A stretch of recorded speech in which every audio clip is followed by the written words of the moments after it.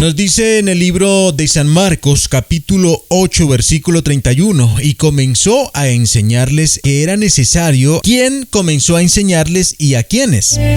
Nuestro Señor Jesucristo, el Hijo de Dios, comenzó a enseñarles a sus discípulos que era necesario al Hijo, o sea, a Él, padecer mucho aquí en la tierra y ser desechado por los ancianos, por los principales sacerdotes y por los escribas, y finalmente ser muerto, y después de muerto resucitar después de 3 días. En el versículo 32 esto les decía claramente.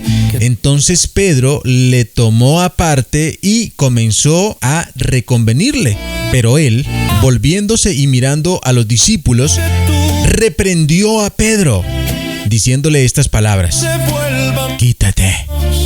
Quítate delante de mí, Satanás, porque no pones la mirada en las cosas de Dios, sino en las de los hombres. Y llamando a la gente y a sus discípulos les dijo: si alguno quiere venir en pos de mí, niéguense a sí mismos y tomen su cruz y síganme, porque todo aquel que quiera salvar su vida la perderá, y todo aquel que pierda su vida por causa de mí y del evangelio la salvará. Porque ¿qué aprovechará al hombre si ganare todo en el mundo y pierde su alma? ¿O qué recompensa dará el hombre por su alma? Porque el que se avergonzare de mí y de mis palabras en esta generación adúltera y pecadora, el Hijo del Hombre se avergonzará también de él cuando venga en la gloria de su Padre con los santos ángeles. En el nombre de Jesús. Hasta ahí nomás vamos a leer la palabra de Dios, ¿listo? Hasta el versículo 38. Ahora sí vamos a ver qué Dios nos quiere enseñar a través de estos versículos. Así que presten mucha atención, porque Dios quiere hablarnos a cada uno de nosotros, amigos y amigas oyentes. Nos dice la palabra de Dios en el versículo 31 que Él comenzó a enseñarles a sus discípulos, y en ese momento Él les decía que era necesario que Él, o sea, nuestro Señor Jesucristo, padeciera mucho. Y eso lo pudimos ver nosotros durante todo el libro de San Mateo, ¿recuerdan? ¿Cómo padeció nuestro Señor Jesucristo? ¿Recuerdan que cuando Él estaba muchachito, cuando Él nació de María, Él nació como cualquier ser humano? Bueno, así como usted padece con enfermedades, padece con sufrimientos, Él padeció todo eso porque era necesario que nuestro Señor Jesucristo, el Hijo de Dios, tuviera todos estos dolores que cualquier ser humano tiene, incluso más dolores que cualquier ser humano. Es necesario para que Él pudiera entender a plenitud a los seres humanos, o sea, a nosotros, porque Él siendo un Dios, Él siendo un espíritu, Él no podía comprender a plenitud al ser humano. Él tenía que sentir lo que nosotros, los seres humanos, sentimos para darse cuenta si realmente nosotros, los seres humanos, sí teníamos o merecíamos esa oportunidad de entrar al reino de Dios, de vivir eternamente. Por eso Él tenía que padecer todas estas cosas. Y Él le dice, es necesario que el Hijo del Hombre padezca mucho. ¿A quién le dice esto? A sus discípulos. Y ser desechado por los ancianos, por los principales sacerdotes y los escribas. Puntos muy importantes para entender de qué ancianos se está refiriendo nuestro Señor Jesucristo. Hay una profecía donde dice que 3 ancianos van a venir en los últimos tiempos. Y la mayoría de nosotros, los seres humanos, entonces nosotros nos ponemos a meditar y a pensar, nos imaginamos a un hombre con el cabello blanco, con una barba blanca, con arrugas en todas partes, porque nosotros conocemos a los ancianos de esa manera, ¿cierto? Bueno, este punto es muy importante para que usted aprenda de qué ancianos se está refiriendo nuestro Padre Celestial en este punto, y también en el versículo donde dice que en los tiempos últimos, o sea, cuando ya va a ser el fin del mundo, van a venir 3 ancianos que van a profetizar. Y lo tomo porque es necesario que ustedes entiendan y sepan de cuáles ancianos nos está refiriendo nuestro Padre Celestial. No se está refiriendo a un señor canoso con las barbas blancas o con el cabello todo blanco y lleno de arrugas, no. Cuando Él se refiere a unos ancianos, se está refiriendo a unas personas muy capacitadas bíblicamente. Presten mucha atención. A unas personas que entienden con severidad severidad y que entienden a plenitud las escrituras, la palabra de Dios, que son mansos, que son humildes, que son casi santos. A estos ancianos se refiere nuestro Padre Celestial cuando dice: es necesario que sea desechado por los ancianos. O sea, el mismo Hijo de Dios tenía que ser desechado por personas que comprendían y entendían las sagradas escrituras en aquel tiempo. Tenía que ser desechado por ellos. Y nosotros nos hacemos una pregunta: ¿cómo es posible que los ancianos de aquel tiempo, los principales sacerdotes, porque habla de los ancianos y habla también de los principales sacerdotes, de los escribas, de los fariseos, tenían que ser desechados por ellos? Y nos hacemos la pregunta: ¿cómo es posible que esas personas que conocían bien de las escrituras, de la palabra de Dios, no lo comprendieran y entendieran a Él y se dieran cuenta que Él sí era el Hijo de Dios? ¿Cómo es posible? Si ellos conocían la palabra de Dios. Y el mensaje nos dice claramente, porque era una profecía, escuche bien, era una profecía que tenía que cumplirse, que los ancianos y los principales sacerdotes eran los que tenían que asesinar a nuestro Señor Jesucristo. Era una profecía y tenía que cumplirse. Así ellos supieran y entendieran la palabra al revés y al derecho, estos ancianos y estos principales sacerdotes. Así ellos entendieran que Él sí era el Hijo de Dios. Ellos no podían hacer otra cosa, porque era una profecía que tenía que cumplirse, que ellos eran los asesinos del Hijo de Dios. Y aquí en este versículo bíblico lo confirma, porque dice: comenzó a enseñarles que era necesario al Hijo del Hombre padecer mucho y ser desechado por los ancianos, por los principales sacerdotes y por los escribas, y ser muerto y resucitado al tercer día. Hasta este punto ya comprendimos, ¿cierto?, por qué estas personas asesinaron al Hijo de Dios. Ellos no tenían de otra, no tenían salida. Era una profecía y la profecía tenía que cumplirse. Es por eso que muchos se hacen la pregunta y dicen: pero si Él era el Hijo de Dios, ¿por qué no hizo algo? Solamente con mover un dedo Él podía hacer que desde el cielo cayeran truenos, cayera fuego, una bola de fuego, y destruyera a los que estaban crucificándolo en ese momento. ¿Sí vieron ustedes la película donde pasan el sufrimiento total, donde Jesucristo padece antes de ser crucificado? O sea, lo azotan, lo escupen, le dicen hijo del diablo. O sea, esa película fue basada en la palabra de Dios, lógicamente sí. Los actores no tienen nada que ver que él es Jesús, que Él es Pedro, que Él es... No, ellos no son. Simplemente son actores y actrices que están haciendo el papel de, pues, lo que ven escrito en las Sagradas Escrituras. Y pasan ahí las lamentaciones de nuestro Señor Jesucristo. Y muchas personas cuando ven esta película dicen: wow, pero si Él es el Hijo de Dios, ¿por qué no hace algo para que ellos no lo maltraten de esa manera? Y muchos tenemos ese concepto y ese pensamiento: ¿por qué no? Y es por la misma razón que los sacerdotes, los ancianos y los fariseos tenían que asesinarlo. La misma razón se le da porque Él no hace algo para evitar que lo crucifiquen, que lo asesinen. ¿Por qué? Porque es necesario que Él muera y es necesario que pase todo eso para que Él resucite al tercer día. Es necesario que pase todo esto para que se cumpla la profecía y de antemano, pues poder ser salvos nosotros, los seres humanos, y tener la oportunidad de ir al reino de Dios más adelante.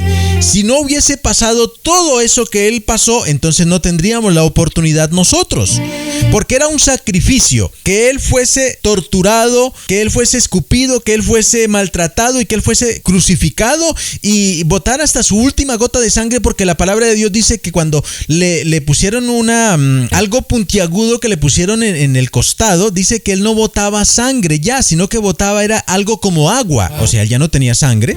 Así de tan grande fue la tortura que le hicieron a nuestro Señor Jesucristo.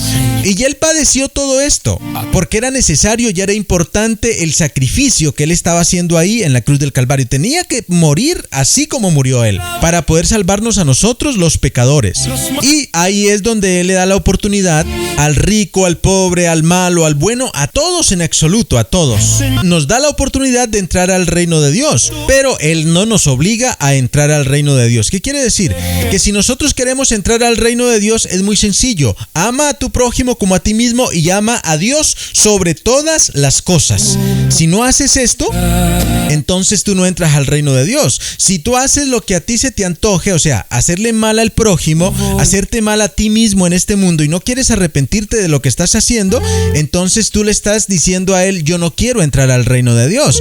Tú me estás diciendo que me das la entrada y viniste a este mundo, te crucificaron, sacrificaste tu vida, tu alma, tu espíritu, todo lo tuyo lo sacrificaste por mí, me estás dando la entrada al reino de Dios, pero yo sencillamente no quiero entrar allá. Le estás diciendo eso a él. Y él te dice a ti: hijo, pues yo hice todo eso, me sacrifiqué por ti y quiero que entres al reino de Dios a vivir eternamente con una vida eterna de felicidad, de gozo, sí, a todo lo bueno, que disfrutes una vida eterna con nosotros. Para eso hice el sacrificio. Pero para entrar acá tienes que aprender a amar al prójimo y a Dios sobre todo. Solamente estas dos cositas.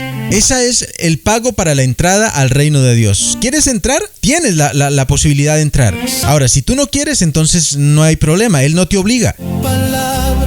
No te obliga a entrar al reino de Dios. Pero ese fue el sacrificio que Jesús tuvo que hacer para nosotros poder tener esa oportunidad de entrar al reino de Dios. Y era necesario, que Él tenía que pasar por ese sufrimiento. Ser rechazado, desechado por los ancianos, por los principales sacerdotes, por los escribas. Y resucitar al tercer día. Ya nos dimos cuenta entonces cuáles son los ancianos que Él habla. No son personas con arrugas.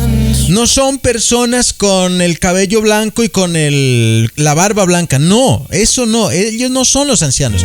Puede ser, sí, puede ser que haya una persona que se envejeció, pero Él no se refiere a las personas adultas, ancianas de años. Él se refiere a las personas que son estudiadas y que se dedicaron a estudiar las escrituras y que tienen mucho conocimiento. A estos ancianos Él se refiere. De igual manera también se refiere cuando habla de que en los últimos tiempos van a venir tres ancianos, que son tres ancianos que van a profetizar también. Se refiere a personas que tienen un pleno conocimiento de las escrituras y que están haciendo las cosas bien, perfectamente como Dios las manda. Les digo esto como para que no se vayan a dejar engañar, porque es que en estos tiempos hay muchas personas que dicen: yo soy el Hijo de Dios. Otros dicen: yo soy un profeta, y empiezan a decir barbaridades y muchas personas les creen y dicen: ay, ese es el profeta del que habla la palabra de Dios. No, ese no es. El profeta del que habla la palabra de Dios todavía no viene. Para que no se dejen engañar, ¿oyeron? Aclarando este punto de los ancianos, y nos vamos al versículo 32, dice: esto les decía claramente, entonces Pedro le tomó aparte y comenzó a reconvenirle. O sea, a reconvenirle comenzó a dialogar con él, con Jesús. Cuando Jesús dijo que él tenía que ser desechado y tenía que morir, Jesús lo llamó a una parte y le dijo: Jesús, ven, porque él estaba con sus discípulos. Y Jesús lo siguió aparte, y entonces Pedro le dijo: Jesús, tú nos acabas de decir que tú tienes que ser desechado, tienes que ser maltratado, tienes que ser escupido, tienes que hacer esto y esto y esto, y te van a llevar a la cruz. Tú nos acabas de decir eso, ¿cierto, Jesús? Jesús le decía: sí, Pedro, es verdad, eso tiene que suceder. Y entonces Pedro le decía: ¿no hay forma de negociarlo? Porque es que nosotros te queremos mucho, Jesús. Yo te quiero mucho, Jesús. Y yo no quiero que tú pases por eso. Yo no quiero que tú mueras. ¿No hay una forma de que lo negociemos? ¿De que tú no tengas que pasar por eso, no tengas que morir? Y entonces Pedro empezó a decirle esto y esto y esto: mejor hagamos esto, mejor hagamos lo otro, pero que no pases por eso tú. Entonces Jesús en el versículo 33 dice: volviéndose a los discípulos, después de que Pedro los separó de los demás discípulos, volviéndose y mirando a los discípulos, reprendió a Pedro y le dijo: Pedro, ¿pero qué te está pasando? Es que esto no se negocia, no. Por medio de Jesús. Quítate delante de mí, Satanás, quítate de aquí. Oiga, Jesús le dijo al discípulo que supuestamente más amaba a Jesús: Pedro, escuche bien, al que usted conoce en este momento como San Pedro. Le estoy hablando a los que dicen que son católicos, escúcheme. Ustedes que conocen a una estatua de fundición, a una imagen, incluso le han prendido velitas a San Pedro. Sí, ¿cuántos lo han hecho? No sé cuántos de ustedes lo hayan hecho, pero a ese mismo San Pedro es que en este momento el mismo nuestro Señor Jesucristo, el Hijo de Dios, le dice: quítate de delante de mí, Satanás. Mis amigos ¡Wow! del planeta están. Increíble esta palabra tan dura y tan fuerte que recibe San Pedro, o Pedro, Simón, de parte del mismo Hijo de Dios. Mire, quítate delante de mí, Satanás. ¿Usted se imagina el sentimiento tan bravo que generó esa palabra dentro del corazón de Pedro? Él amaba a Jesús, lo amaba muchísimo. Él lo siguió, sin duda. Él amaba tanto a Pedro y le sale con esta palabra tan grande: y apártate de mí, Satanás. Imagínese usted el sentimiento de Pedro.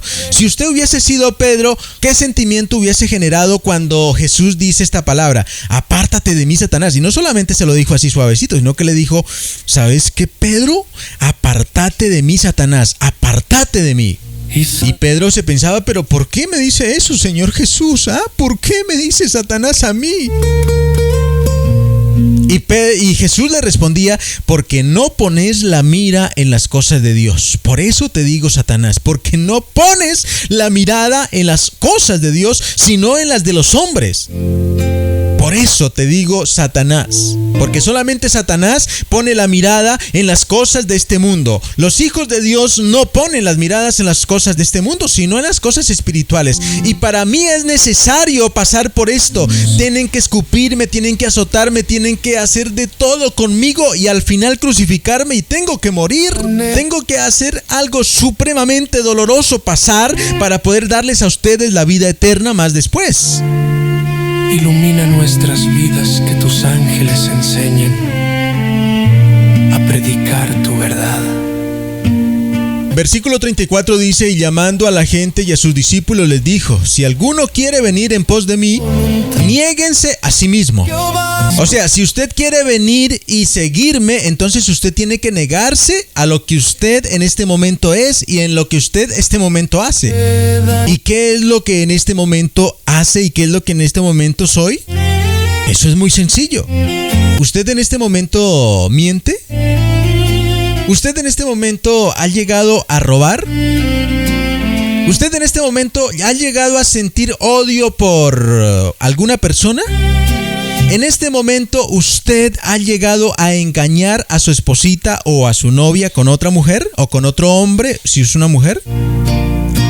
Hoy pido por... ¿Usted en este momento siente envidia por las cosas que tiene el vecino? ¿En este momento usted ha hecho alguna cosita mala? Señor Jehová, ¿le gusta el baile? ¿Le gusta la fornicación, la parranda? ¿Le gusta el billar? ¿Le gustan los gallos? ¿Le gusta hacerle daño al prójimo? Eso es negarse a sí mismo. Niéguese a sí mismo y venga conmigo, dice Jesús. Si usted hace lo opuesto a lo malo, que usted ya sabe que es lo malo, entonces usted se está negando a sí mismo, porque usted está acostumbrado a hacer cosas del mundo. Entonces niéguese a sí mismo y siga a nuestro Señor Jesucristo. O sea, tome su cruz.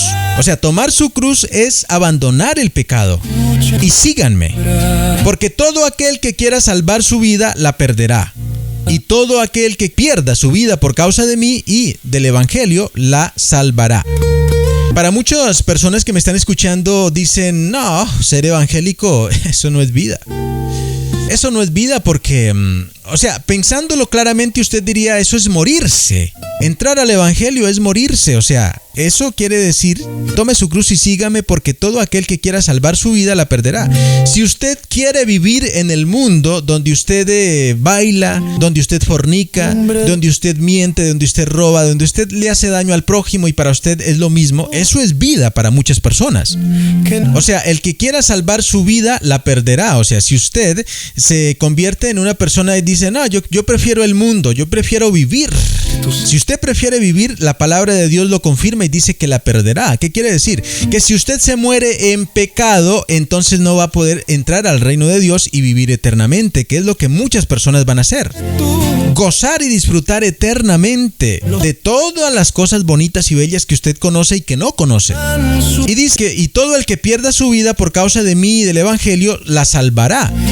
Dando a entender que cuando usted se mete al Evangelio y empieza a practicar el Evangelio, para las personas que dicen eso no es vida, pues para usted dice eso no es vida, o sea, la está perdiendo supuestamente. Y el que pierde la vida por causa del evangelio, entonces la salvará. ¿Por qué la salvará? Porque usted un día va a morir, tarde que temprano, cualquiera de nosotros va a morir, pero no es la muerte. Usted deja de respirar, sí, su cuerpo también desaparece, pero un día va a despertar nuevamente. Eso se llama la resurrección. Y cuando usted despierte, entra a la vida eterna, a gozar, a disfrutar y a pasarla rico y sabroso eternamente. O sea, perdió la vida porque ya no está gozando, ya no está bailando, ya no está fornicando, ya no está haciendo lo malo, que pues para nosotros los seres humanos eso es vida. Para Dios eso no es vida, pero para nosotros como eso es vida, entonces usted perdió la vida, pero al contrario no la perdió, sino que la salvó, porque eternamente va a vivir, a disfrutar usted de las cosas más hermosas que usted jamás haya imaginado. O sea, pierde la vida carnal como usted la ve, pero la salva espiritual y más adelante va a disfrutar. Porque dice la palabra de Dios en el versículo 36, porque ¿qué aprovechará al hombre si ganase todo el mundo? Nada. Esta vida es muy corta. Y usted prefiere vivirla en pecado, pues no está ganando nada. Pues para usted piensa que está ganando mucho, pero realmente no está ganando nada, porque es una vida muy corta. Y lo que viene después de esta vida, eso sí es ganancia, porque es eternamente. ¿Usted se imagina vivir eternamente solamente gozando y disfrutando? Eso sí es vida. Pero vivir fornicando, vivir haciendo maldades en este mundo, solamente por unos cuantos años, que son 30, 40 o 50 años, eso no es vida. Eso es perder la vida. Pero para nosotros lo bueno es malo y lo malo es bueno, de tal manera que usted toma la decisión. ¿Quiere vivir eternamente gozando y disfrutando? ¿O solamente esos añitos que le quedan desperdiciándola? Esa es su decisión.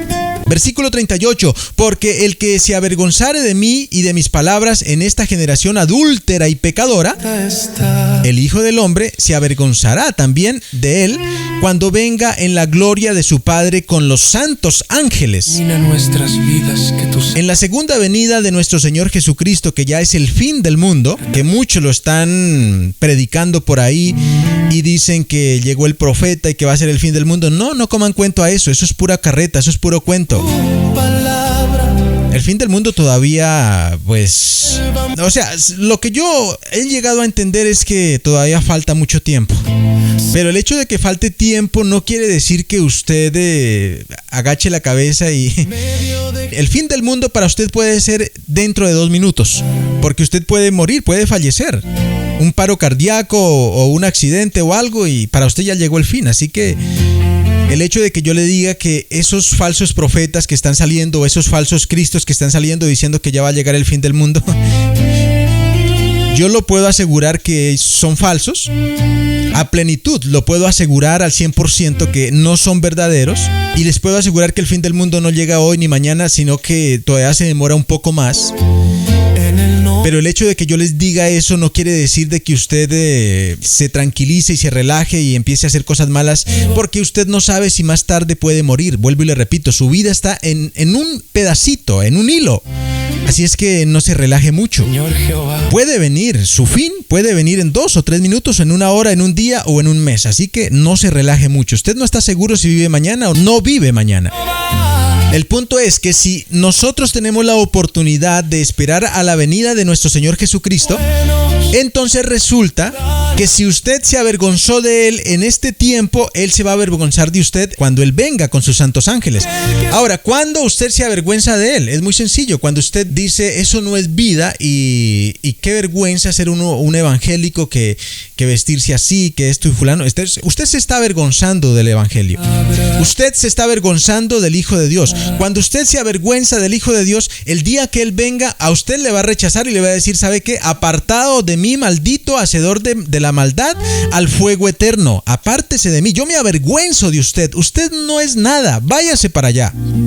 Las palabras del mismo Creador a usted cuando resucite, porque así sea bueno o malo, usted va a resucitar para recibir estas palabras. Sean palabras bonitas diciéndole venga para acá que usted va a vivir eternamente, lo felicito, usted fue un gran hombre y sigue siéndolo, Dios me lo bendiga y pa'lante papá, usted va a vivir eternamente, o para que usted reciba unas palabras, apartado de mí maldito al fuego eterno, preparado para Satanás y sus ángeles. Usted con Satanás, usted se avergonzó de mí cuando estaba vivo, pues ahora yo me avergüenzo de usted, no lo quiero conmigo en esta vida eterna, chao.